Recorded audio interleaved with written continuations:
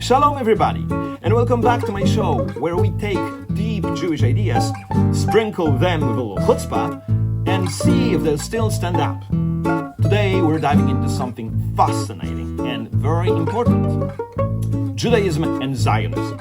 I will show you the three fundamental areas where Judaism, especially Jewish liturgy, is inseparable from Zionism. Because if you actually open a traditional Siddur and read what we say every day, you start noticing something.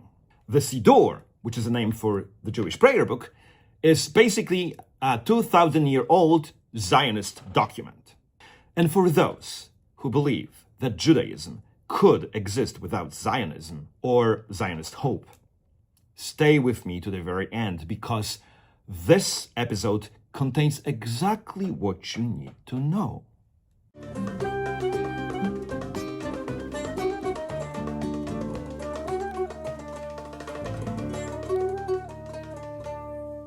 Let's start with the land itself. Imagine you're an observant Jew living in medieval Spain or Poland. You open your Siddur, you're praying. Everything feels very spiritual. And suddenly the prayer book starts talking about agriculture, rain cycles, crops, produce. For example, in the Amidah, blessing number 9, Barech Aleinu, we pray, bless this year for us, and give dew and rain for blessing upon the earth. Now, here's the funny part. That prayer really makes the most sense if you're actually farming in the land of Israel. And it gets even more clear after meals. In Birkat Hamazon, we thank God for the good land that you gave to our ancestors. So now imagine this. You're eating dinner in Warsaw in 1720, for example, and your benching suddenly turns into a thank you note for real estate in the Middle East.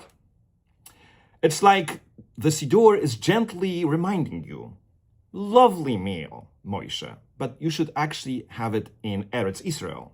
Because the Torah isn't just spiritual philosophy. It's a manual for land-based civilization. Half of the mitzvot involve soil, crops, rain, olives.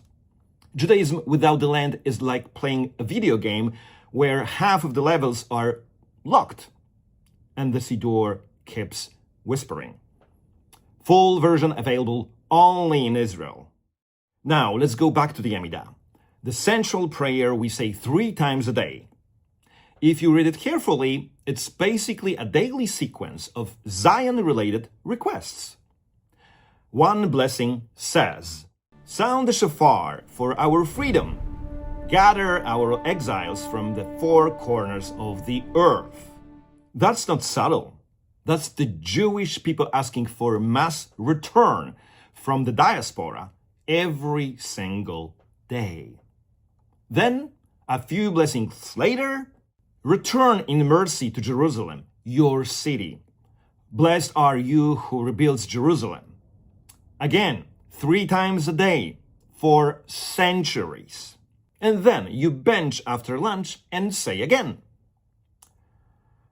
have mercy on Israel, your people, upon Jerusalem, your city, and Zion, the dwelling of your glory. Rebuild Jerusalem speedily in our days. That's not a polite suggestion. That's the Jewish people hitting refresh button on redemption every morning, afternoon, and evening for centuries. If Jews have been praying to return to Zion and rebuild Jerusalem every day for 2,000 years, calling Zionism a modern invention is a bit like saying that bagels were invented in 1983. These prayers are not poetry. They are instructions. The Siddur wrote the mission statement long before Theodor Herzl showed up with a beard and a fountain pen. Finally, the big theme, redemption. The Jewish prayer is full of messianic hope. The future redemption, the restoration of David's kingdom, the perfection of the world. In the Amidah, we say, May the offspring of your servant David flourish, for we hope for your salvation every day. Every day. Then later in the service we say, in Uva L'Tzion, a Redeemer will come to Zion. Not Paris, not Brooklyn, Zion. For nearly 2,000 years, this all lived in the future tense. And then suddenly the Jewish people return to their land. Hebrew becomes a living language again, and then a Jewish state is established in 1948. At that moment, religious Zionists ask a simple question. Is this the beginning of the thing we've been praying for? So here's the punchline. The Siddur doesn't just mention Zion occasionally, marginally. It thanks God for the land. It asks for the ingathering of exiles. It prays for Jerusalem to be rebuilt. And it dreams about redemption coming to Zion and through Zion. Those lines aren't obscure footnotes. They are the daily heartbeat of Jewish prayer. Religious Zionism didn't invent this connection. It simply read the Siddur and said, hey, we should be treating this as a to-do list. So, until next time, may your eyes behold Zion in mercy, and may your coffee behold your lips before the morning prayers. Thanks for joining me today. Like, subscribe, and see you next time.